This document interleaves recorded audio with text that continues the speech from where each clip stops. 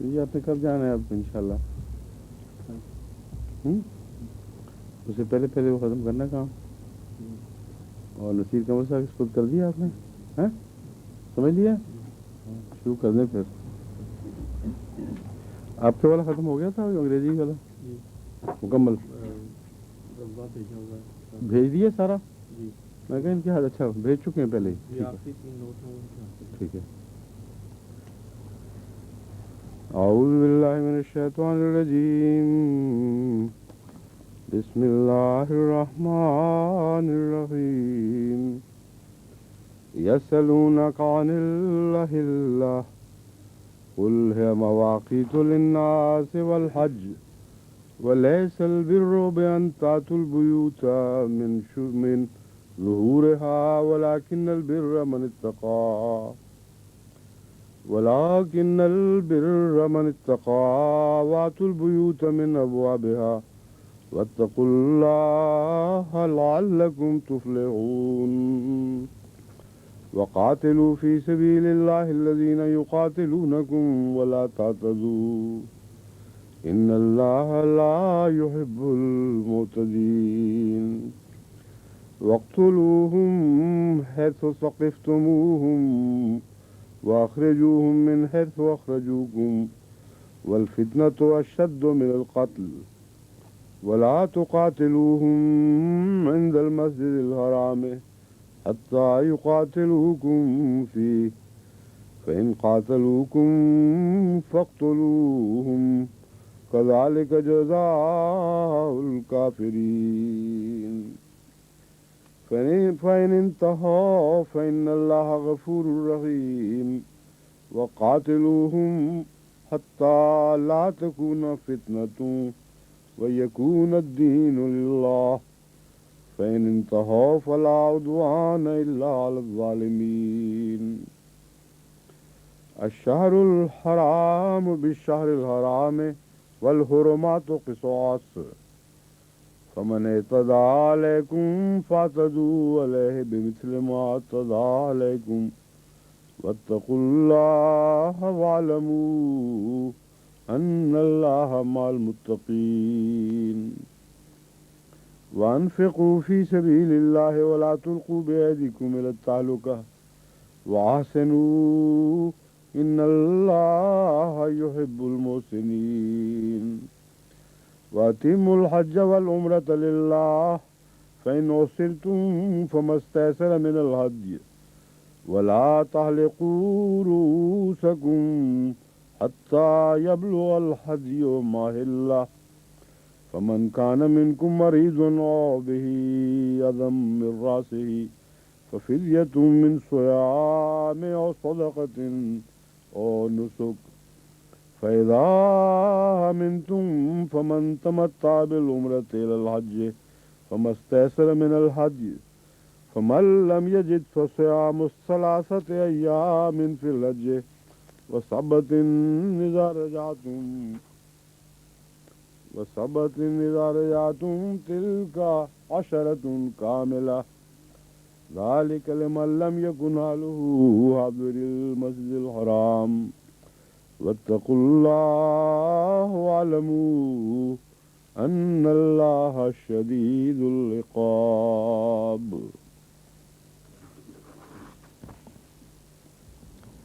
یسألونک عن الأہلة، تجھ سے وہ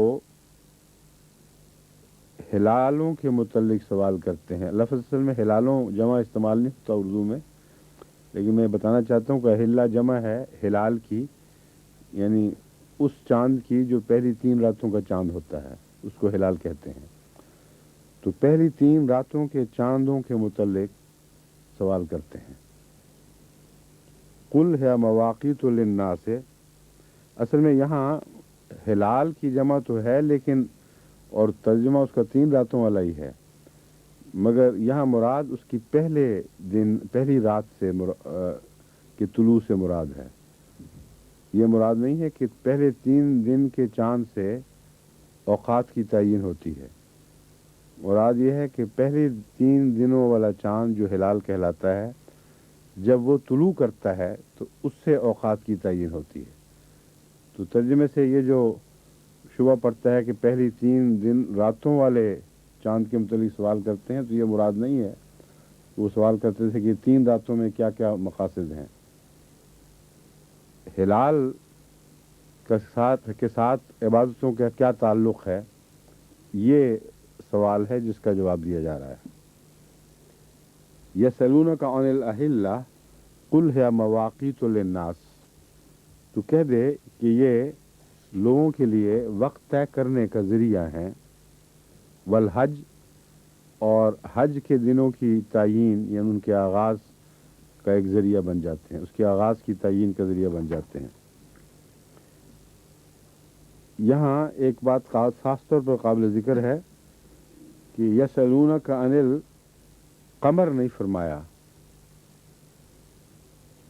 واضح بات ہے کہ جو پہلی رات کا چاند ہے، جب وہ منطوق ہو، اس کی گفتگو کرنی ہو تو عرب ہلال ہی کی بات کرتے تھے اور اہلہ ہی کہتے تھے، اور یہی قرآن کریم کے طرز بیان ہے۔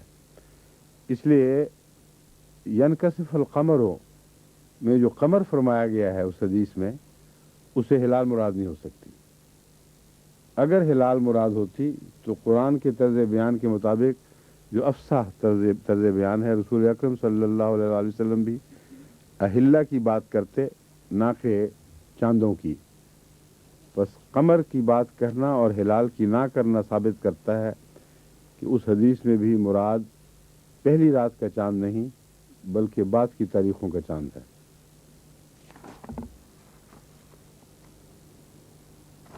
یہاں لفظوں کا ترجمہ ہو گیا ہے وقت، مواقیت میں نے مقررہ اوقات،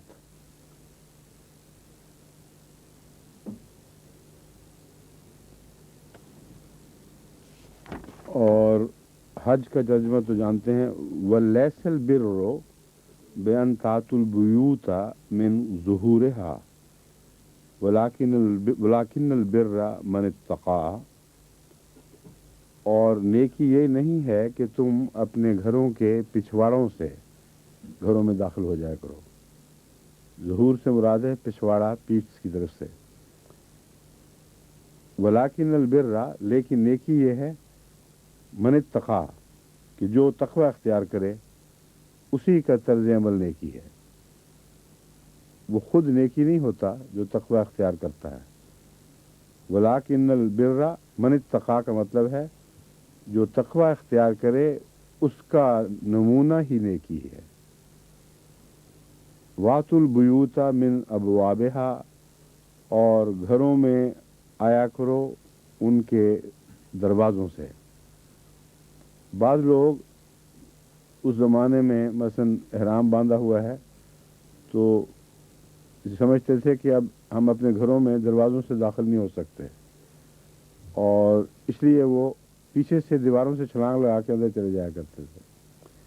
اور بعض لوگ یہ بھی روایتوں میں ملتا ہے کہ بعض لوگ یہ قسم کھا لیا کرتے تھے کہ ہم اپنے گھروں میں داخل نہیں ہوں گے، بعض ناراضگی کے طور پر عہد کر لیا کرتے تھے۔ تو پھر جب دل چاہتا تھا اس قسم کو توڑنے کو تو پھر پیچھے سے دیواروں سے چھلانگ لگا کے اندر چلے جایا کرتے تھے۔ یہ بیل کی دم پکڑنے والی بات ہے، اور یہ نیکی نہیں بلکہ اول درجے کی حماقت ہے۔ بس اللہ تعالیٰ فرماتا ہے کہ جو لوگ تقوی اختیار کرتے ہیں ان سے سیکھو۔ نیکی کی تعریف لمبی کرنے کی ضرورت باقی نہیں رہتی اگر یہ کہہ دیا جائے کہ تقوی والوں کا طریق اختیار کرو، اور اس وقت چونکہ رسول اکرم صلی اللہ علیہ وسلم موجود تھے، اس لیے من اتقیٰ کا اول اشارہ آن حضرت صلی اللہ علیہ وسلم کی طرف ہی ہے، کیونکہ آپ نے ایک موقع پر فرمایا کہ تقوی یہاں ہے، میں سب سے زیادہ متقی ہوں۔ تو جب بھی قرآن کریم میں ایسے موقع کی بات ہو جب آن حضرت صلی اللہ علیہ وسلم موجود ہوں تو نیکی کی لمبی تعریف کرنے کی ضرورت نہیں ہے۔ وَلَكِنَّ الْبِرَّ مَنِ اتَّقَىٰ، نیکی وہی ہے جو اس کا طرز عمل ہے جس سب سے زیادہ تقوی اختیار کرنے والا ہے۔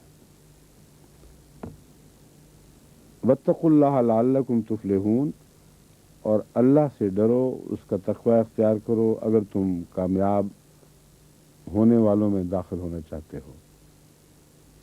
لعلکم تفلحون کا لفظی ترجمہ ہے تاکہ تم فلاح پا جاؤ یا کامیاب ہو جاؤ۔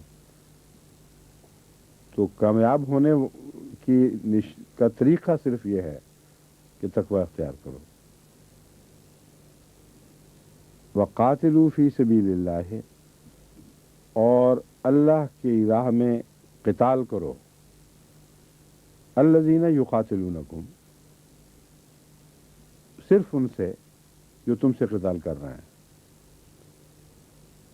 اللہ کی راہ میں قتال کرو کا مضمون خوب کھول دیا گیا ہے کہ ہر طرف تلواریں لے کر نکلنا کھڑے ہو۔ تعیین ہے، معین لوگ ہیں جن سے قتال کرنا ہے۔ وہ کون ہیں؟ الذین یقاتلونکم، جنہوں نے پہل کی ہے، جو تم سے تلوار کی جنگ کر رہے ہیں ان سے قتال کرو۔ ولا تعتدوا، اور ان پر بھی زیادتی نہیں کرنی۔ جس حد تک وہ تم پر زیادتی کرتے ہیں اس حد تک جواب دو۔ بس اس میں قتال کی پہل کی مناہی بھی داخل ہو گئی، اور طرز قتال میں کوئی ایسی طرز اختیار نہیں کرنی جو دشمن کے ظلم سے بڑھ کر ہو۔ وہ طے کرے گا کہ کس حد تک تم نے اس کو دکھ پہنچانا ہے، اور جب وہ پہل کرتا ہے تو تمہارے لیے اجازت کا راستہ کھل جاتا ہے۔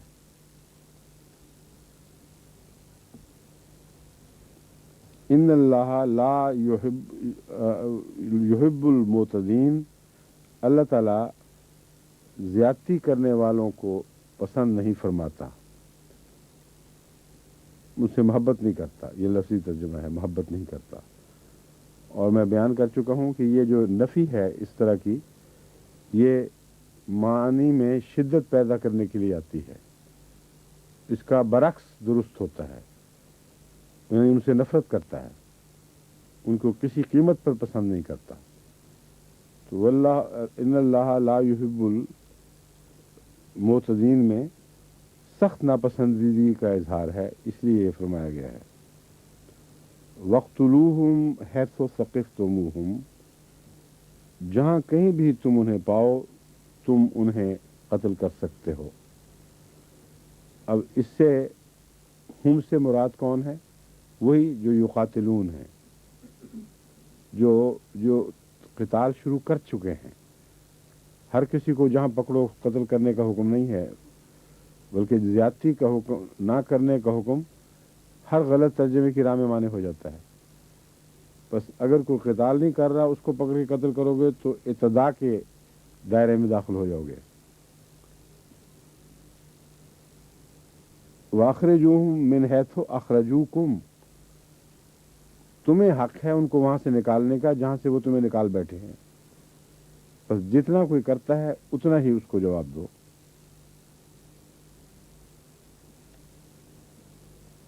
وَالْفِتْنَةُ أَشَدُّ مِنَ الْقَتْلِ، اور فتنہ قتل سے زیادہ بڑا گناہ ہے۔ فتنہ کس چیز کو کہتے ہیں؟ کیوں جی بتائیں،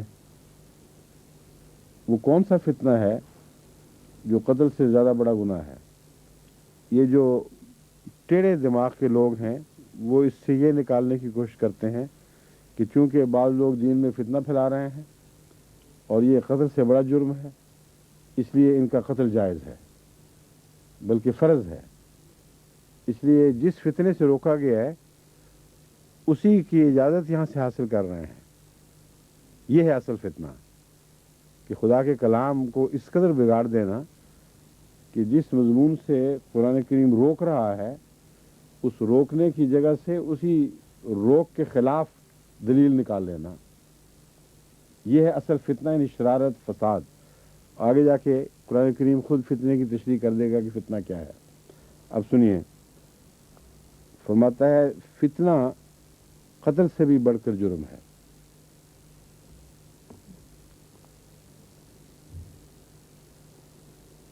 کہاں گیا؟ ہاں، وَلَا تُقَاتِلُوهُمْ اس بات کو ذہن میں رکھیں، آگے پھر فتنے کی تشریح ہو جائے گی۔ ولا تقاتلوہم عند المسجد الحرام، مسجد حرام کے پاس یا اس میں ان سے قتال نہیں کرنا۔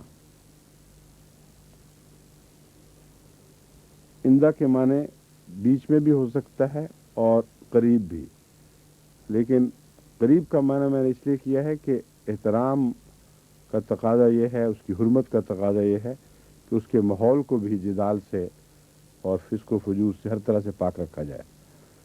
تو مسجد حرام کے نزدیک بھی ان سے قتال نہ کرو،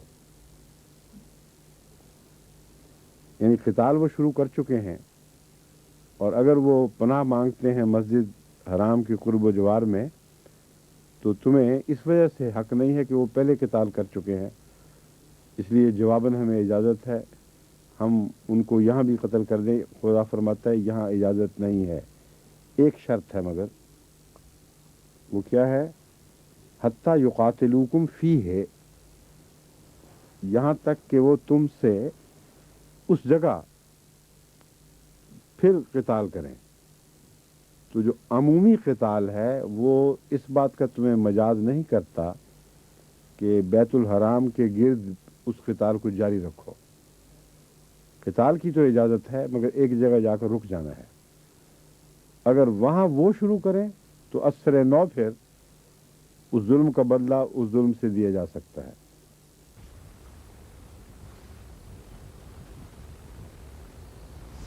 فَإِن قَاتَلُوكُمْ فَاقْتُلُوهُمْ، اگر وہ وہاں لڑائی کریں تم سے تو پھر بے شک ان سے لڑو۔ کذالک، اسی طرح جزاء الکافرین، کفر کرنے والوں کا بدلہ دیا جاتا ہے۔ فَإِنِ انْتَهَوْا فَإِنَّ اللَّهَ غَفُورٌ رَحِيمٌ، اگر وہ اس حرکت سے باز آ جائیں، انتہا سے مطلب ہے رک جانا، ایک طرف ہٹ جانا۔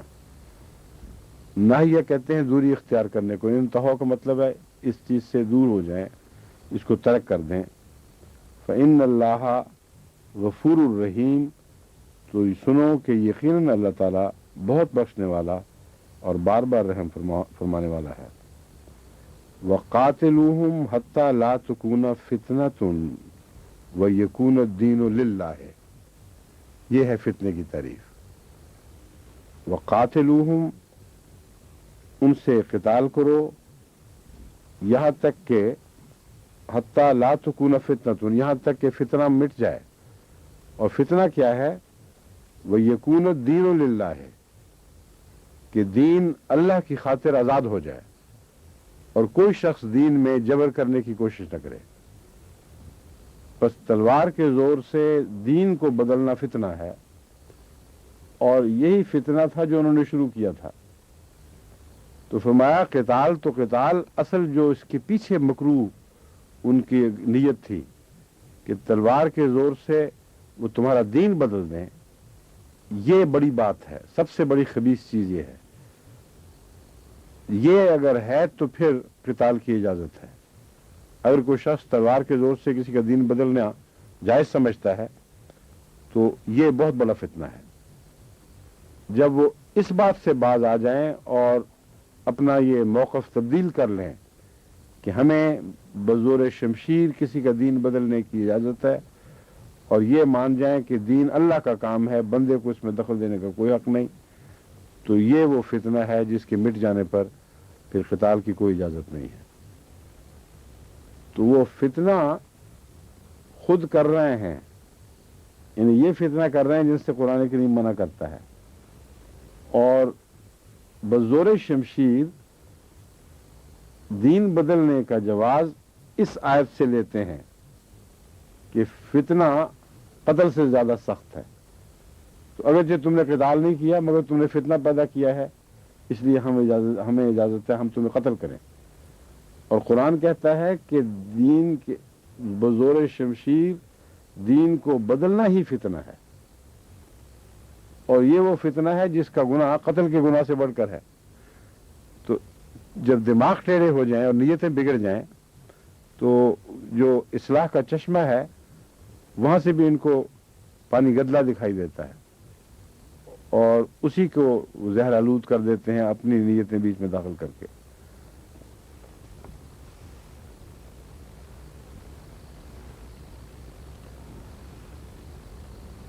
فَإِنْ انْتَهَوْا فَلَا عُدْوَانَ إِلَّا عَلَى الظَّالِمِينَ، بس اگر وہ اس سے باز آ جائیں، انتہا یعنی ہٹ جائیں، اس بات سے پرے ہٹ جائیں، فَلَا عُدْوَانَ إِلَّا عَلَى الظَّالِمِينَ، تو ظالموں کے سوا کسی پر گرفت نہیں کرنی. یہاں عدوان سے مراد زیادتی نہیں ہے، بلکہ زیادتی کا جواب اس کو پکڑ، اس کا مواخذہ. تو کوئی عدوان نہیں ہے مگر ظالموں پر. الشہر الحرام بالشہر الحرام ہے، اگر شہر حرام کی بے عزتی کرتے ہیں، وہ بے حرمتی کرتے ہیں، تو شہر حرام میں تمہیں ان کو جواب دینے کی اجازت ہے. الشہر الحرام بالشہر الحرام ہے. والحرمات قصاص، اور حرمات کا بھی قصاص ہے، صرف انسانی جانوں کا قصاص نہیں ہے. اگر اس طرح کی تم بے حرمتی کی ان کو اجازت دے دو گے کھلی چھٹی اور جواب نہیں دو گے تو پھر بے حرمتی بڑھتی رہے گی. بس یہ نہیں کہ جن دنوں میں انہوں نے کیا تھا انہی دنوں میں تم وہ بدلہ لو. جس طرح قاتل کا پتہ نہ ہو تو قتل ہو چکا ہے، اس کا بدلہ بہرحال لینا ہے. تو جن دنوں میں انہوں نے فساد کیا، اگر وہ شہر حرام ہے، یعنی حرمت والا مہینہ ہے، یا حرمت والے مہینوں میں سے کوئی مہینہ ہے، تو حرمت والے مہینوں ہی میں تمہیں ان سے اپنا بدلہ لینے کی اجازت ہے. کیوں؟ اس اصول کے تابع کہ فمن اعتدی فعلیکم فاعتدوا علیہ بمثل ما اعتدی علیکم. اصول یہ ہے کہ جو تم پر جتنی زیادتی کرتا ہے اور جس رنگ کی زیادتی کرتا ہے، تمہیں اسی حد تک اتنی ہی زیادتی کرنے کی اس کے خلاف اجازت ہے. بس اس پہلو سے بھی جو لوگ اپنے عقائد کو دنیا پھیلاتے ہیں، اگر وہ مسلمانوں میں بھی پھیلانے کی کوشش کرتے ہیں اور غیر مسلم بھی ہوں، تو ان کے خلاف تلوار اٹھانے کی اجازت نہیں ہے، کیونکہ قرآن کریم نے فیصلہ دشمن پر چھوڑ دیا ہے. وہ جو ذرائع اختیار کرتا ہے، بین ہی وہ ذرائع اختیار کرنے کی اجازت ہے، اور ان میں بھی ضرورت سے زیادہ شدت کرنے کی اجازت نہیں ہے. چنانچہ حضرت مسیح موعود علیہ السلام نے پیغام صلح رسالہ میں یہی ہندوؤں اور دوسری قوموں کو پیغام دیا تھا کہ ہم ہرگز تمہارے بزرگوں کی کسی قسم کی ہتک اور گستاخی کرنے پر عقلاً بھی آمادہ نہیں ہو سکتے، کیونکہ اگر ہم کریں گے تو پھر تمہیں حق ہوگا کہ تم نعوذ باللہ من ذالک رسول اللہ صلی اللہ علیہ وسلم کے خلاف زبان کھولو. تو اس لیے کوئی مسلمان ذی شعور یہ حرکت کر ہی نہیں سکتا. تم اگر اپنے بزرگوں یا اپنے فرضی بتوں کی بھی عزت چاہتے ہو تو رسول اللہ علیہ وسلم کی گستاخی سے باز آ جاؤ، کیونکہ جب تک تم وہ گستاخی کرو گے، قرآن کے اصول کے مطابق ہمیں بھی تم پر جوابی حملہ کرنے کی اجازت ہے اور ویسا ہی حملہ کرنے کی اجازت ہے. تو یہ کتنا گہرا انصاف پر مبنی اصول ہے، جس سے ہر قسم کا فتنہ مٹتا ہے، اور مضمون یہ چل رہا ہے کہ فتنوں کو مٹانا ہے، اور فتنوں کے پیٹ سے پھر قتال بھی پیدا ہوتا ہے. اس لیے اکبر ہونے کا یہ بھی معنی ہے کہ فتنہ ہر فساد کی ماں ہے، اور قتال بھی فتنے کی کوکھ سے ہی جنم لیتا ہے. بس فرمایا کہ یاد رکھو یہ اصول بنیادی ہے، فمن اعتدی علیکم فاعتدوا علیہ. جو تم پر زیادتی کرتا ہے تم اس پر زیادتی کرو.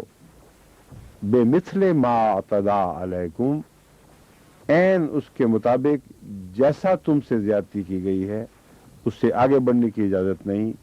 یعنی کوئی زبان سے دکھ دیتا ہے تو تلوار سے بدلہ لینے کی اجازت نہیں ہے، اور کوئی تلوار سے دکھ دیتا ہے تلوار سے بدلہ لو. اس کو بھی گالیاں دینے کی کوئی ضرورت نہیں، کیونکہ اس نے گالیاں نہیں دیں. تو ہتھیار کا فیصلہ دشمن کرتا ہے، اور تم نے تقوی کے اصول کے تابع اس سے آگے نہیں بڑھنا. واتقوا اللہ واعلموا ان اللہ مع المتقین، اور اللہ کا تقوی اختیار کرو اور یاد رکھو کہ اللہ متقیوں ہی کے ساتھ ہوا کرتا ہے. یعنی تم اگر خدا کی مدد کے خواہاں ہو اور ان اصولوں کے تابع رہتے ہو تو پھر خدا کی مدد تمہیں ضرور ملے گی. لیکن اگر تم نے تقوی چھوڑ دیا اور پھر ویسے لڑائیاں کی تو ان لڑائیوں میں اللہ کی نصرت تمہیں نہیں ملے گی. کیونکہ یاد رکھنا اللہ صرف متقیوں کے ساتھ ہوتا ہے اور اس کی نصرت بھی متقیوں ہی کے نصیب میں آتی ہے. وَأَنفِقُوا اور خرچ کرو. انفقو کون سا صیغہ ہے یاد ہے کسی کو؟ کبھی کبھی اس کا بھی ذکر چل پڑا کرے دوبارہ.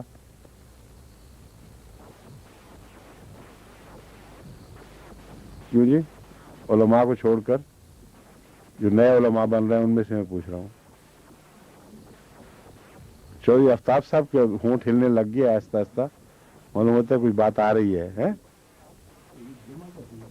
یہ ٹھیک ہے. اور سیرہ میں 6 باتیں میں نے آپ کو بتائی تھیں، 6 باتیں بتانی ہیں. اس کا زمانہ کون سا ہے؟ اس میں ماضی حال کے مستقبل. انفقو مطلب کیا ہے؟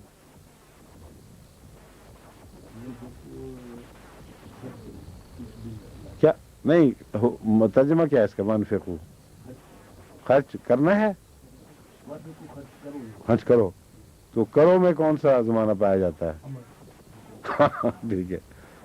تو فعل امر ہے، فعل مضارعہ نہیں ہے. ٹھیک ہے، فعل ہو گیا. دو باتیں بتا دی آپ نے ایک کی بجائے. ایک فعل، دوسرا امر اور تیسرا جمع، وہ پہلے بتا چکے ہیں. 3 باتیں رہ گئی ہیں. ثلاثی مجرد ہے یہ نفاق. انفق ينفق ثلاثی مجرد ہی ہے، ایک باب افعال ہے، مزید فی نہیں ہے. باب میں مزید نہیں ہوتا، ہو جاتا ہے باب مزید فی. انفاق باب افعال مزید فی میں آئے گا.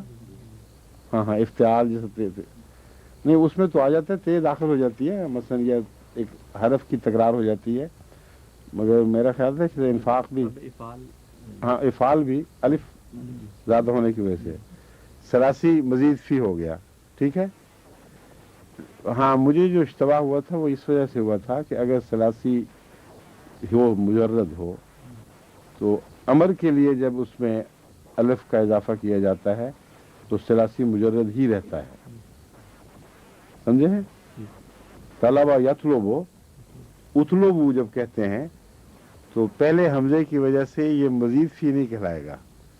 لیکن اگر باب بدل جائے تو پھر ٹھیک ہے آپ کی بات، پھر یہ مزید فی ہوگا. مزید فی کا مطلب پتہ کیا ہے؟ دوبارہ تھوڑا سا یاد کرا دیتا ہوں. عربی میں اکثر الفاظ 3 حرفی ہیں، 3 حرفوں سے بنتے ہیں. قتل میں کتنے حرف ہیں؟ ہاں کرم اور فعل، ضرب. اکثر حرف جو قرآن کریم میں آپ کو دکھائی دیں گے الفاظ وہ 3 حرفی ہیں. لیکن 3 حرفیوں میں کچھ اضافے ہوئے ہیں. وہ اضافے ابواب کی وجہ سے ہیں، یا بعض دفعہ ایک فعل کو جو مضارعہ تھا اس کو امر بنایا ہے تو ایک آدھ لفظ اس میں زائد دکھائی دیتا ہے. تو جب ہم پوچھتے ہیں نا صیغہ تو کہتے ہیں یہ کیا ہے، تو یہ بھی بتایا جاتا ہے کہ وہ 3 حرفی ہے یا 4 حرفی ہے. 3 حرفی اور 4 حرفی اور 5 حرفی یہ الفاظ عربی میں ملتے ہیں. لیکن 4 حرفی اور 3 حرفی کی پہچان یہ ہے کہ اصل حروف میں 3 حرفی ثلاثی جس کو کہتے ہیں 3 حرف ہوں گے اور 4 حرفی میں 4 ہوں گے جو گرتے نہیں ہیں، سوائے اس کے کہ وہ علت کے حروف ہوں، وہ ہر حال میں قائم رہتے ہیں. تو یہ 3 حرفی اور 4 حرفی اور 5 حرفی کی پہچان کا ذریعہ بن جاتی ہے. قتلہ میں قاف تے لام لازماً رہیں گے، یہ گر ہی نہیں سکتے کسی قیمت پر.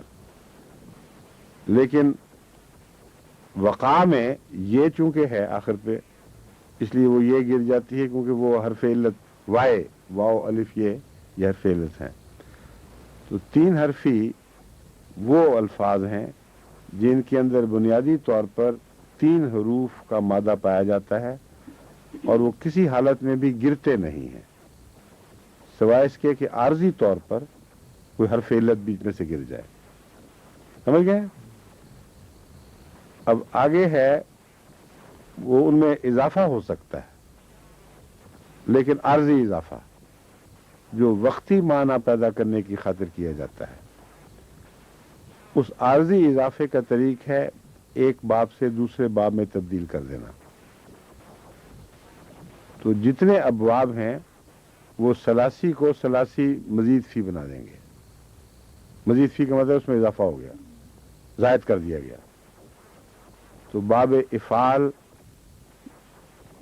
یہ جس کی یہ ابھی ترکیب ہوئی ہے، اور باب تفیل ہے وہ کرما یکرم تقریباً، قتل یقتل تقتیلا، اس طرح جو لفظ آتے ہیں اس کو باب تفیل کہتے ہیں. اس میں اس کا اپنا ایک حرف 2 دفعہ پڑھا جاتا ہے اس لیے اضافہ ہو گیا. اور باب افتعال میں تے بیچ میں فے کے بعد تے آ جاتی ہے. اس کی بہت سی مثالیں ابھی آپ کے سامنے گزریں گی، آئندہ بھی آئیں گی. تو اس وقت تفصیل سے یہ میں آپ کو نہیں پڑھانا چاہتا، میں صرف یہ بتا رہا ہوں کہ ثلاثی مزید فی میں وہ الفاظ ہیں جن کی اصلی حروف 3 ہوں اور زائد ہوں تو ابواب کی وجہ سے ہوں. اپنی ذات میں وہ حروف 3 ہی رہتے ہیں. تو یہ جو لفظ تھا جو میں نے پوچھا تھا انفقو، اس کا آپ نے بتا دیا مجھے کہ جمع ہے، فعل ہے، امر ہے اور ثلاثی مزید فی ہے. اور اب جب مزید فی کا ہے تو باب بھی بتائیں، باب افعال، ٹھیک ہے. اور اگلا کیا کہیں گے؟ واحد جمع تو ہو گیا، متکلم ہے یا خطاب مخاطب ہے؟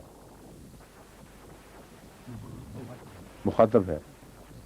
اور کیا بات آئے گی بتائیں جی؟ صیغے میں مذکر تو کہہ چکے ہیں، مذکر آپ ہیں؟ نہیں جی، مذکر نہیں کہا. اچھا غلطی ہوگی. جمع کہا. جمع کہتا ہے، جمع مذکر.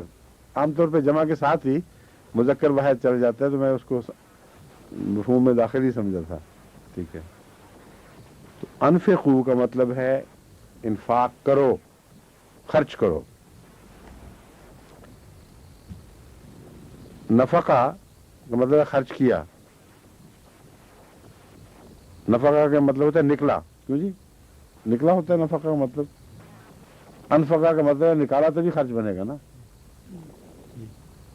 نفاق کر جاتا ہے جو ایک حالت سے دوسری حالت میں داخل ہو جاتا ہے.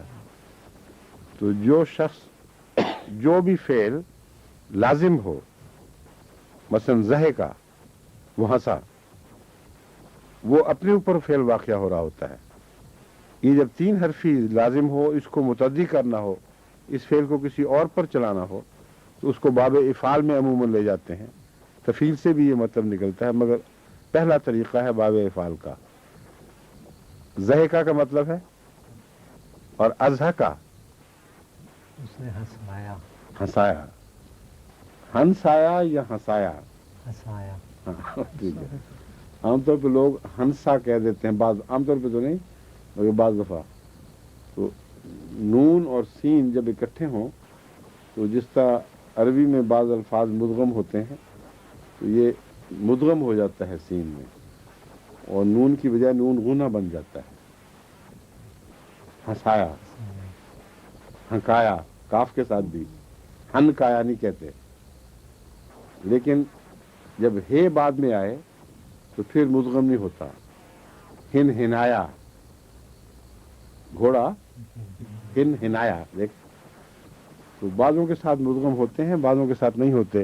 نون اس لحاظ سے بڑا خطرناک لفظ ہے، اس کو اردو میں بھی احتیاط سے پڑھنا پڑتا ہے.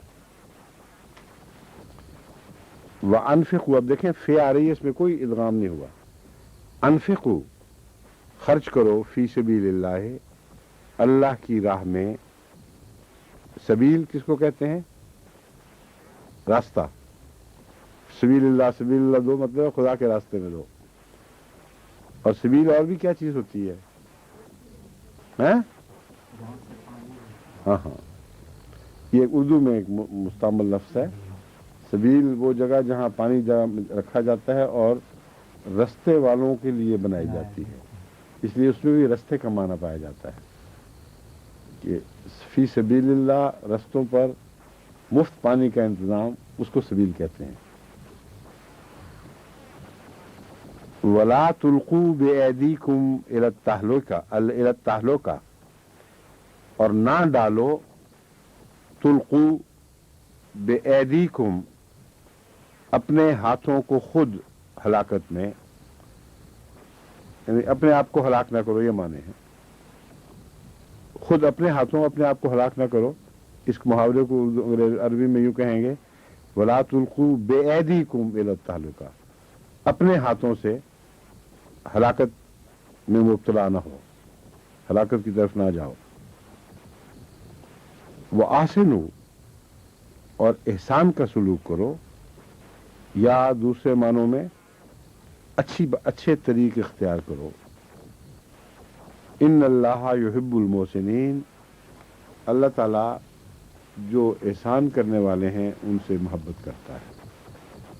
احسان کا لفظ بہت وسیع ہے، آپ کو پہلے بھی بیان کر چکا ہوں. ہر چیز کو زیادہ خوبصورت بنا دینا وہ احسان ہے. ان اللہ یحب المحسنین، یقیناً اللہ تعالی احسان کرنے والوں سے محبت کرتا ہے. وَأَتِمُّ الْحَجَّ وَالْعُمْرَةَ لِلَّهِ، اور حج اور عمرے کو اللہ کی خاطر مکمل کیا کرو. فَإِنْ أُحْصِرْتُمْ، بس اگر تمہیں روک دیا جائے، حصر کر دیا جائے تمہارے سامنے، فَمَا اسْتَيْسَرَ مِنَ الْهَدْيِ، تو جو کچھ قربانی سے میسر آئے وہیں قربانی کر دیا کرو. حج کی نیت سے جا رہے ہو اور کسی ظالم یا فسادی نے تمہاری راہ کاٹ لی ہے یا آگے بڑھنے کی اجازت نہیں ہے، تو پھر قربانی جو بھی تمہارے ساتھ تھی اس کو وہیں کر لیا کرو اور قبول کا معاملہ اللہ پر چھوڑ دو. وَلَا تَحْلِقُوا رُؤُوسَكُمْ حَتَّى يَبْلُغَ الْهَدْيُ مَحِلَّهُ، یہ تو تھا بیچ میں جملہ معترضہ، لیکن ہے وَلَا تَحْلِقُوا رُؤُوسَكُمْ، یہ مضمون اب پہلے کا آگے سے چل رہا ہے. وَلَا تَحْلِقُوا، منڈاؤ نہیں. اس طرح سے منڈوانے کے لیے تحلقو کا لفظ، حلق کا لفظ آتا ہے، اس کو مونڈ دینا بالکل صاف. اپنے سر نہ منڈواؤ یہاں تک کہ قربانی اپنی قربان گاہ پر پہنچ جائے. جو حج کے طریق ہے، جس وقت پورا سفر مکمل کرنے کے بعد ایک موقع پر آ کے قربانی کی جاتی ہے، جہاں وہاں جب تک نہ پہنچو، نارمل طریق یہی ہے کہ اس وقت تک قربانی نہیں کرنی. لیکن اگر تم روک دیے جاتے ہو تو وہ استثنائی بات ہے، اس لیے اس کو پہلے بیان کر کے پھر آگے عام دستور بیان فرما دیا گیا. فمن کان منکم مریضا او بہ اذی براسہ ففدیۃ من صیام اور صدقۃ اور نسک. لیکن اگر تم میں سے، فمن کانا، پس جو کوئی تم میں سے مریض ہو یعنی بیمار ہو، او بہی ازم من راسہ، یا ویسے بیمار تو نہ ہو مگر سر میں کوئی تکلیف ہے.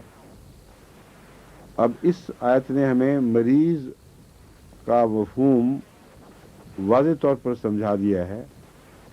بعض دفعہ کسی کی انگلی میں تکلیف ہوتی ہے، کسی تھوڑے عضو میں یا خارش ہوتی ہے، تو یہ روزے نہیں چھوڑ سکتا کہ میں مریض ہوں. خدا تعالیٰ نے یہاں بات کھول دی ہے.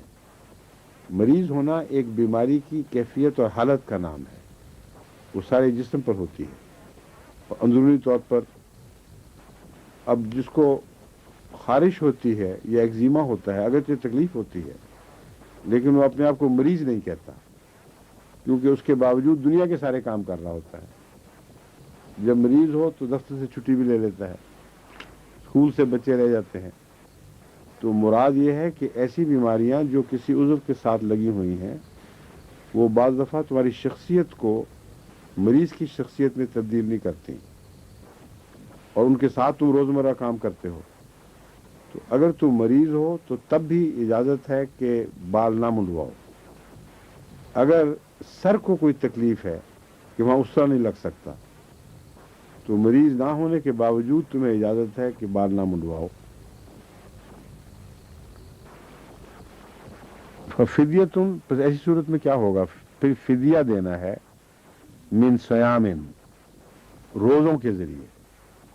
کچھ روزے رکھ کر اپنی اس محرومی کا فدیہ دے دو، یا صدقتن، یا کسی غریب کو کچھ عنایت کر دو اور اس طرح تمہارا فدیہ ہو جائے گا. اور نسک یا قربانی کر دو کوئی اور، یعنی عام قربانی کے علاوہ ایک زائد قربانی پیش کر دو. فَإِذَا أَمِنْتُمْ، پس جب تم امن کی حالت میں ہو جاؤ، فَمَنْ تَمَتَّعَ بِالْعُمْرَةِ إِلَى الْحَجِّ فَمَا اسْتَيْسَرَ مِنَ الْهَدْيِ، پس جو کوئی بھی حج کے ساتھ عمرے کا تمتع کرنا چاہے، یہ ایک اصطلاح بن گئی ہے، معنی ہے فائدہ اٹھانا. تمتع کا مطلب ہے فائدہ اٹھانا. بس اگر کوئی ثواب کی خاطر یہ فائدہ اٹھانا چاہے کہ عمرے کے ساتھ حج کو ملا دے، اس کو حج تمتع کہتے ہیں، یعنی عمرہ اور حج مل جاتے ہیں. تو فرمایا اگر تم ایسا کرنا چاہو، فَمَا اسْتَيْسَرَ مِنَ الْهَدْيِ، تو پھر جو بھی قربانی میسر ہو ایسی صورت میں آسانی کے ساتھ وہ کر دیا کرو. یہاں یہ کیا وجہ ہے؟ کوئی یعنی بظاہر ایک تعجب کی بات ہے اس میں کہ اگر عام حج ہے تو پھر تو قربانی لگتا ہے کہ ساتھ ہی ہے اور آسانی سے تم کر رہے ہو، اور اگر بڑا حج ہے جو بہت زبردست ہے، عمرہ بھی شامل ہو گیا، اس کو تمتع کہا جا رہا ہے، تو اس میں پھر حج وہ قربانی جو آسانی سے میسر ہے وہ کرو. یہ کیا وجہ ہے؟ یہ فرق کیوں کیا گیا ہے؟ بظاہر تو لگتا ہے کہ حد تمتع کے لیے اور بھی زیادہ اہتمام سے قربانی پیش کرنی ضروری ہے، اور یہاں اس کو نسبتاً ہلکے طور پر ایک رخصت کے انداز کے طور پر بیان فرمایا گیا ہے. کیوں قمر صاحب بتائیں؟ بات یہ ہے کہ حج تمتع میں بعض دفعہ اتنا لمبا عرصہ وہاں ٹھہرنا پڑتا ہے کہ ممکن نہیں ہوتا ہر مسافر کے لیے کہ اپنی قربانیاں اتنی دیر وہاں ساتھ لیے پھرے اور ان کی حفاظت کا انتظام کرے. عارضی طور پر چند دن جو ہیں ان میں تو یہ ممکن ہے. جب آن حضرت صلی اللہ علیہ وآلہ وسلم حج اور عمرے کی نیت سے گئے تھے اور صلح حدیبیہ جو میدان حدیبیہ پر روکے گئے، تو اس وقت آپ کی قربانیاں ساتھ تھیں، لیکن ہو سکتا تھا 2 مہینے وہاں ٹھہرنا پڑتا. ایسی صورت میں وہ ساری قربانیاں سنبھالی بھی نہیں جا سکتی تھیں، اور خصوصاً دشمن ٹیریٹری میں اگر ہوں تو کوئی بعید نہیں تھا کہ بہت سی قربانیاں بیچ میں سے ضائع ہو جاتی. تو عام حالات سے کچھ مختلف ہو جاتے ہیں زمانہ لمبا ہونے کی وجہ سے. ایسی صورت میں فرمایا پھر جو آسانی سے میسر آ جائے وہ ضرور کر دو. ضروری نہیں کہ جس طرح کی قربانیاں عام حالات نارمل حالات میں تم کر سکتے ہو وہ کرو. عمرے والا حج جو حج کے ساتھ عمرہ مل جاتا ہے اس میں بعض دفعہ قربانی کے حصول میں دقت ہو سکتی ہے، تو پھر کوشش کرو کہ سہولت سے جو قربانی میسر آئے وہ کرو. ہاں اس میں وہ عمرہ کرتے ہیں اس کے بعد وہ حرام کھولنا نہیں جائے گا. نہیں، ٹھیک ہے پھر. اور وہ اس میں وہ ادھر زیادہ بزی ہو جاتا ہے عمرے کی وجہ سے، کیونکہ جب تک وہ حج نہ کرے وہ حرام کھول نہیں. بالکل ٹھیک ہے، تمتع کہتے ہیں اس کو ہیں جب مل جائیں دونوں. پھر اس لیے قربانی وغیرہ تھی وہ دیکھ بھال نہیں کر سکتے. وہی تو میں بھی کہہ رہا ہوں، وہی عرض کر رہا ہوں میں کہ وہ عمرہ جس کے ساتھ حج میں لایا جائے، بعض دفعہ اتنا پہلے شروع ہو جاتے ہیں وہ عمرے کہ اس لمبے عرصے تک قربانی کی دیکھ بھال کرنا ایک तकलीफ माला युताक हो सकती है, और हज के चंद दिन की नीयत से इंसान जाए तो ये मुश्किल काम नहीं है। तो फरमाया कि ऐसी सूरत में हम तुम्हें सहूलत देते हैं, कुर्बानी करो, मगर जैसी भी मुयस्सर आ जाए, उतने बड़े एहतमाम नहीं हो सकता वहां।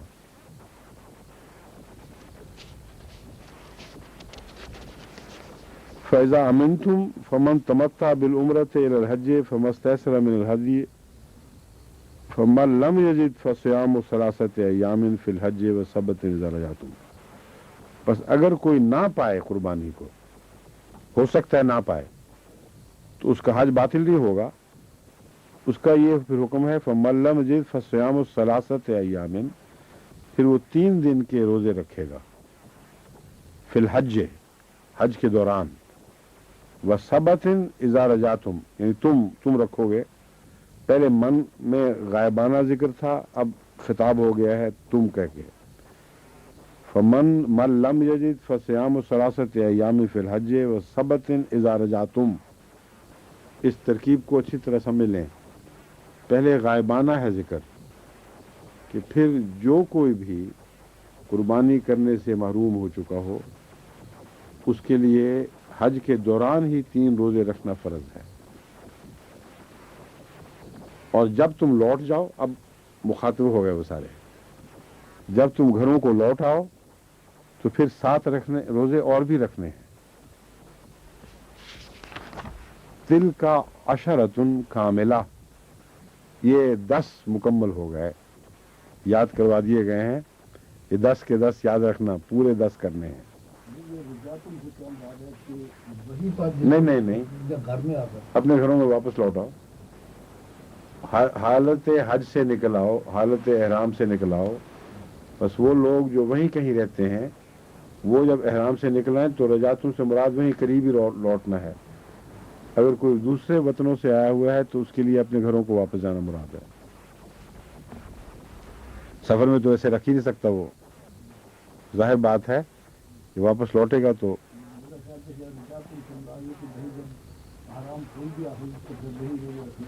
नहीं। और अब मुश्किल में डालेंगे दुनिया को। ज़ालिक लिमन लम यकुन अहलुहु हाज़िरिल मस्जिदिल हराम। ये हुक्म, अच्छा ये वज़ाहत आ गई है।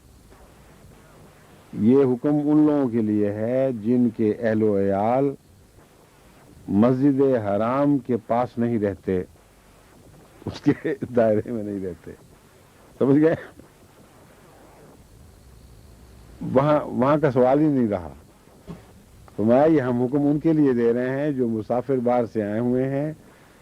जब वो अपने घरों को वापस लौटेंगे, जिनको अहलो याल वहां नहीं है, उनका रजा हो ही नहीं सकता वहां। वो जब वापस जाएंगे,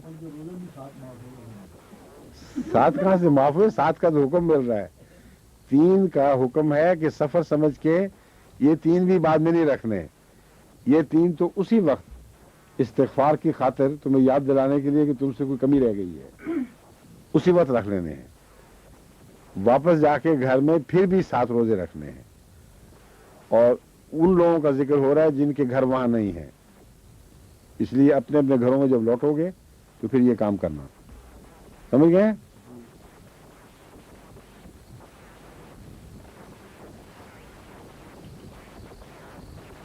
आगे क्या है? हाँ, वत्तकुल्लाह वालमू, और अल्लाह का तकवा इख्तियार करो और जान लो कि अन्नल्लाह शदीदुल इक़ाब, कि अल्लाह ताला सजा देने में सख्त भी है। इस मामले में इतना ढीला ना समझना कि अब तक गफूर रहीम की बातें हो रही थी, तो ये समझो कि सजा देता ही नहीं, जब वो पकड़ने पे आए तो फिर बड़ी सख्ती से पकड़ता है। अल हज्जो अशरुम मालूमात, हज के मालूम महीने, मारूफ महीने हैं। मालूमात जो पता है सबको, जिनका इल्म है। फमन फरज़ फ़ीहिन्नल हज्जा, बस जो कोई भी उनमें हज करेगा ना, फमन फरज़ फ़ीहिन्नल हज्जा, जिसने अपने ऊपर हज फर्ज कर लिया, फला रफ़सा वला फुसूक़ा, तो उसके लिए نفسانی باتیں کرنا یا شہوانی باتیں کرنا اور کسی قسم کی حکم عدولی اور نافرمانی ناجائز ہے. ولا جدالا، اور اسی طرح جدال بھی حج کے دوران نہیں ہے. اب یہ جو حکم ہے یہ قابل غور ہے. کیا اس کا برعکس جائز ہے؟ سوال یہ ہے کہ حج کے دوران تو اجازت نہیں ہے، لیکن حج کے بعد یہ باتیں کیا کرو، یہ مراد نہیں ہے. جہاں نیکیوں کو غیر معمولی اہمیت حاصل ہو جاتی ہے وہاں تاکید کی خاطر کہ یاد رکھنا یہاں تو خاص طور پر پرہیز لازم ہے. یہ نہیں کہ واپس جا کے تم ساری باتیں شروع کر دو کیونکہ حج ختم ہو گیا. بعض لوگ یہی سمجھتے ہیں، بے ایمانیاں کرتے، رشوتیں لیتے یا تجارت سودے ظالمانہ سودے کرتے، جھوٹ کی منڈی لگائی ہوتی ہے اور کہتے ہیں حج ختم اب واپس جا کے پھر شروع. تو یہ مراد نہیں ہے. اس آیت کا یہ خوب سمجھ لیں. اللہ تعالیٰ فرماتا ہے کہ فلا رفث ولا فسوق ولا جدال فی الحج. حج سے ان چیزوں کا کوئی دور کا بھی تعلق نہیں. اگر حج کے درمیان کرو گے تو مراد ہے حج بھی باطل ہو جائے گا. یہ نہ سمجھنا کہ حج ان چیزوں کو معاف کرا دے گا. بعض لوگوں کا خیال ہے کہ حج میں گناہ بخشے جاتے ہیں تو یہ کام بھی ساتھ ہی ساتھ بخشے بھی جائیں گے. تو فرمایا ایسا نہیں ہو سکتا. حج مارا جائے گا، گناہ نہیں بخشے جائیں گے. وما تفعلوا من خیر یعلمہ اللہ، اور جو کوئی بھی تم اچھی بات کرو، بھلی بات کرتے ہو، یعلمہ اللہ، اللہ اسے جان لے گا یا جانتا ہے. جان لے گا یعنی جب تم کرو گے خدا اسے جان لے گا. وَتَزَوَّدُوا فَإِنَّ خَيْرَ الزَّادِ التَّقْوَىٰ، اور سفر پر جاؤ تو زاد راہ لے کر نکلا کرو. ہر مسافر اپنے لیے کچھ خرد و نوش کا سامان، کچھ ضرورت کی چیزیں لے کر سفر پر نکلتا ہے. تو فرمایا یہ ایک اصول ہے، یاد رکھنا. حج کے موقع پر جو سفر کا زاد ہے وہ تقوی ہے. بس تقوی کے بغیر اگر نکلو گے حج کے لیے تو بھوکے مر جاؤ گے، کچھ بھی ہاتھ نہیں آئے گا. اس لیے حسب حالات رسمیں اختیار کرنی چاہیے. حج کے لیے نکل رہے ہو تو یہ ساری چیزیں چھوڑاؤ پیچھے، فسوق یعنی جو بھی دال وغیرہ ہے، اور حج میں جا کر تقوی سیکھو. جب سیکھ لو گے تو واپس جا کر ان چیزوں کی طرف نہیں لوٹو گے. پھر تم کس طرف لوٹو گے؟ 7 روزوں کی طرف، مطلب اور نیکیوں کی طرف. تو بدیوں کی طرف نہیں لوٹنا، نیکیوں کی طرف لوٹنا ہے.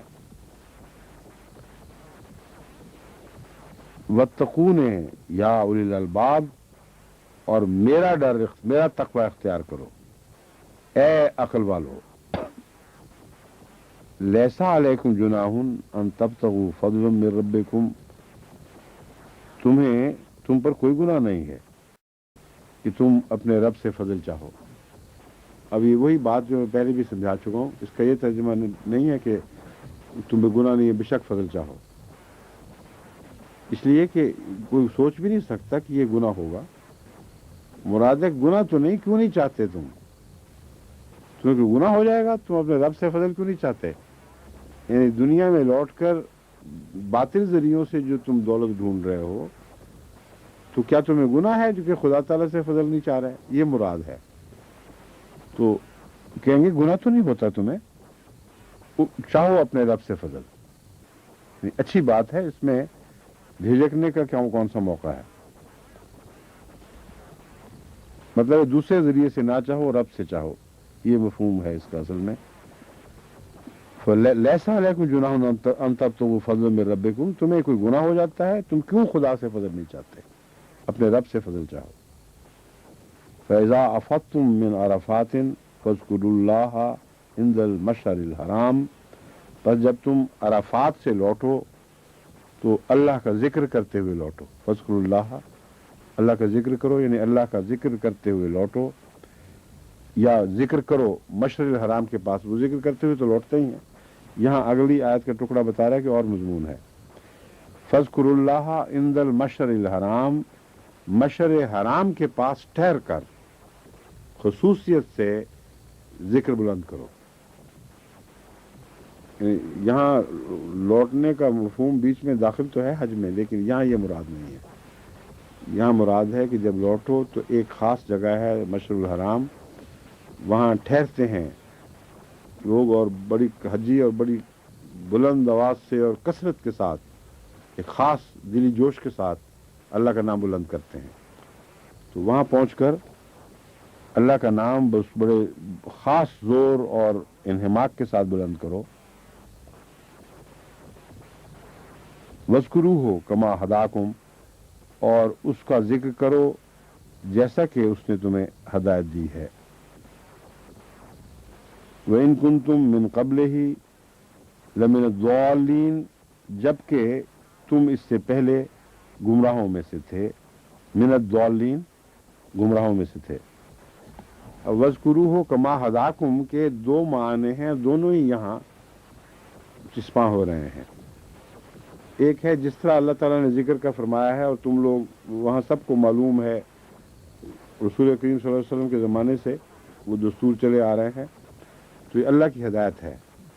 और दूसरी जगह कुरान करीम में फरमाया कि जहाँ लोग रुकते हैं वहाँ रुक जाया करो, जहाँ लोग चलते हैं। ये एक मारूफ दस्तूर है जो सदियों से रसूल सल्लल्लाहु अलैहि वसल्लम के ज़माने से राइज हो चुका है, इसमें कोई तब्दीली नहीं है। इसलिए बेधड़क होकर इस सुन्नत पर अमल करो। और ये अजीब बात है कि बाकी सब इबादतों में और अहकामात में फ़िरक़ों में तब्दीलियाँ पैदा हो चुकी हैं और कोई फ़िरका एक रंग इख्तियार करता है कोई दूसरा, लेकिन कुरान करीम ने हज की ऐसी हिफाजत फरमाई है कि हाजी सारे एक ही तरह का हज करते हैं और सब के लिए हुक्म यही है कि वो जो हज हो रहा है वो जायज़ है। यही हज था जो हज़रत सल्लल्लाहु अलैहि वसल्लम फरमाया करते थे। तो कमा हदाकुम से मुराद जैसा कि खुदा ने तरीक़ मुकर्रर फरमा दिया और सुन्नत जारी कर दी उस तरह करो। और कमा हदाकुम से मुराद इस तरफ इशारा है कि अल्लाह का जिक्र करो जैसा कि उसने तुम्हें हदायत दी थी, उसकी याद में तुम पर जिक्र फ़र्ज है। अल्लाह ने तुम पर एहसान फरमाया, जिस तरह वो तुमसे एहसान का सलूक फरमा रहा है तुम्हें हदायत देकर, या उसने तुम पर एहसान फरमाया तुम्हें हदायत देकर, उसी तरह उस एहसान के बदला तो खुदा को नहीं मिल सकता, मगर उस एहसान का शुक्र अदा करने की खातिर अल्लाह का जिक्र करो। ये जो मजमून है ये अगली आयत के साथ मुताबिकत खा रहा है। ये यानी अगली आयत में इसी मजमून खोला गया है। व इन कुंतुम मिन क़ब्ल ही लमिन ज़ालिन, याद रखो अल्लाह की हिदायत से पहले तुम बिल्कुल गुमराह थे। बस खुदा की हिदायत के तसव्वुर तुम्हें जिक्र पर आमादा करे और ये बात तुम्हें जिक्र पर आमादा करे कि तुम जाहिल मुतलक लोग थे, अल्लाह की हिदायत ना आती तो तुम उसी तरह जानवरों की तरह रहते। तुम अफीज़ू मिन हैसु अफ़ाज़ अन्नास। अब वही मजमून जो मैं कह रहा था अब वाज़ेह तौर पर बयान हो गया कि वो जो खुदा की हिदायत है हज जिक्र करने के तरीक़ के मुतल्लिक़, उसमें किसी शुबे की ज़रूरत नहीं। अल्लाह ने इस सुन्नत की हिफाजत फरमाई हुई है। जिस तरह लोग करते हैं उस तरह करो, ये मुसलसल इसी तरह चला आ रहा है। सुम्मा अफीज़ू मिन हैसु अफ़ाज़ अन्नासो, जहाँ से लोग पहुँच कर लौट आते हैं तुम भी साथ लौट आया करो।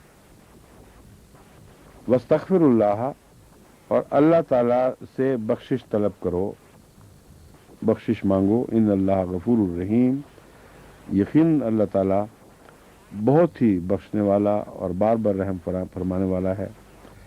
फ़इज़ा क़ज़यतुम मनासिककुम फ़ज़्कुरुल्लाह कज़िक्रिकुम आबाकुम व अशद्द ज़िक्रा।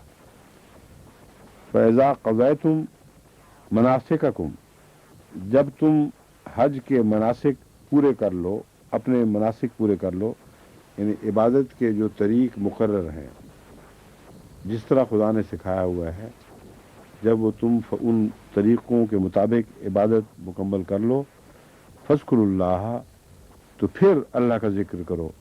का ज़िक्रिकुम आबाकुम व अशद्द ज़िक्रा, जिस तरह तुम अपने आबा का जिक्र करते हो और अशद्द ज़िक्रा, या उससे भी ज़्यादा जिक्र। یہاں آبا کے ذکر کا کیا حوالہ ہے، کیوں ہے، کوئی بتا سکتا ہے؟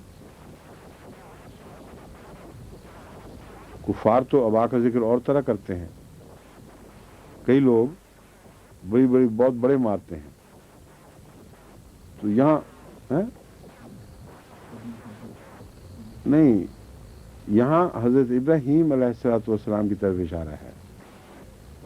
معاشر الحرام میں پہنچ کر وہ بھی بہت ذکر کیا کرتے تھے، تو اللہ تعالیٰ فرماتا ہے تم اپنے آبا میں رسول اللہ صلی اللہ علیہ وسلم نے اپنے آبا میں حضرت ابراہیم کو شمار کیا ہے ہمیشہ۔ اور یہ ایک حدیث میں جو ایک زوجہ مبارکہ کے دوسرے سے اختلاف ہوا تھا، تم یہ کیوں نہیں کہا کہ میرا باپ ابراہیم؟ تو بد مخاطبی نہیں ہے، مخاطبی مسلمان ہیں۔ تو یہاں یہ مراد نہیں جس طرح عام لوگ پر کہ عرب جس طرح اپنے آبا کا ذکر کیا کرتے تھے اس طرح ذکر کرو، کیونکہ اس میں تو وہ بہت ہی گندی باتیں داخل کر لیتے تھے، شہوانی باتیں داخل کر لیتے تھے۔ آبا کے ذکر سے پہلے بعض لغویات کا داخل کرنا قصیدوں میں ان کا دستور تھا، اس لیے اس کو غلط طرف نہیں لے جانا چاہیے۔ مسلمان مومن حج کرنے والے مخاطب ہیں کہ ہم آبا کا ذکر کرتے ہیں اچھی باتوں کے حوالے سے، بعض لوگ آبا کا ذکر کرتے ہیں ان کی بدیوں، ان کے ظلم و ستم، ان کی صفاکیوں کے حوالے سے۔ تو فرمایا تم اپنے آبا کا ذکر جس طرح کرتے ہو، یعنی اپنے بزرگوں کا، ان کی نیکیوں کا، ان کے احسانات کا، ویسا ہی اللہ کا ذکر کرو، بلکہ اس سے بھی بڑھ کر۔ حضرت ابراہیم کی طرف اگر حوالہ ہو اور حضرت اسماعیل وغیرہ کی طرف، تو اس سے بڑھ کر کا مضمون پھر حضرت صلی اللہ علیہ وسلم کی ذات سے تعلق رکھے گا، کیونکہ ان سے بڑھ کر ذکر کرنے والا رسول اللہ صلی اللہ علیہ وسلم ہے۔ تو تم اپنے آبا کی طرح ذکر الہی کرو جس طرح وہ ذکر الہی کرتے تھے، اور تم ان کی باتیں کرتے ہو، ان کی یاد کو زندہ رکھے ہوئے۔ اور اشد و ذکر الہی میں ان سے آگے بڑھنے کی کوشش کرو، یہ نہ سمجھو کہ جو باپ دادا نے سنت ڈالی اس سے آگے بڑھ نہیں سکتے۔ تمہارے اندر وہ وجود موجود ہے جس نے ذکر الہی کی سنت میں اور آگے بڑھ کر پاک نمونے تمہیں دکھا دیے، تیرے بڑھنے سے قدم آگے بڑھایا ہم نے۔ یہ مضمون اس نصیحت میں داخل ہو جاتا ہے۔ اور وقت ختم ہو گیا، شاید ہو گیا، اچھا، باقی پھر انشاءاللہ